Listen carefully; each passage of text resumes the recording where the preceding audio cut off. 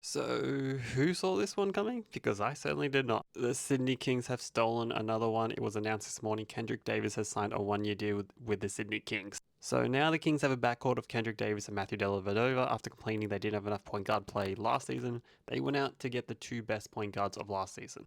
So yeah, Sydney is now hoarding all the good point guards. I'm sorry, every other team, we've just decided to sign them all because Gorge kept complaining about point guards, so they said, hey, have them all. But the next big thing is, how is this going to work? Kendrick Davis pretty much came out and said when he signed with Delhi because he wanted to like get his play to the next level, and he thinks Delhi, Gorge are the kind of people that can get him there, and he wants to go to the NBA. That is his main goal. That is the reason why he signed with the Kings.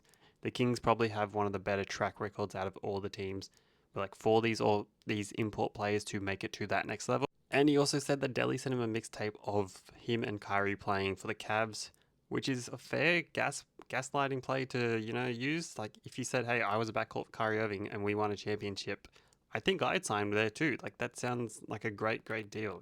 He can help him get his game to the next level, like which is what he wants to do. He's still only 25, 26 at the time, so it's understandable that if he stayed in the NBL, he went to a team where he think he could actually get to that next level. Because I don't think Adelaide is the place to do that until they prove that they've rebuilt themselves properly.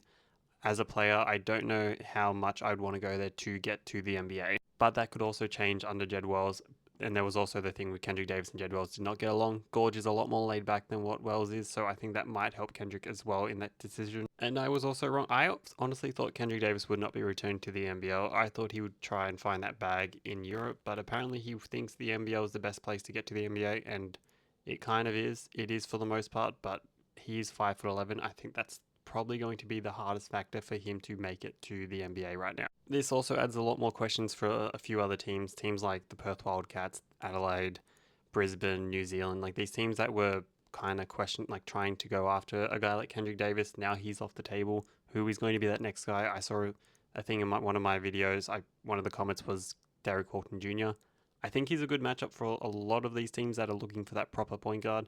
He's probably the best option out there right now. But yeah, no, this is definitely insane for Sydney. Like, we have absolutely hit the jackpot with all the players. Our salary cap is going to take a massive hit, but I think it'll probably be around where Perth was last year. They were around that $4 million mark, and I'd say Kendrick Davis would be asking for about I'm going to say like the 750 to what the $1 million mark. I don't think it'll be $1 million, but I think it could be. It's definitely more than like the 500K mark. And that is also entirely speculation. Like there is no way to know exactly how much money he's going to make because that will probably never get like disclosed by the media, by like the NBL themselves. They don't like to do that kind of thing. Anyway, every other fan base, what do you think of this? I know a lot of people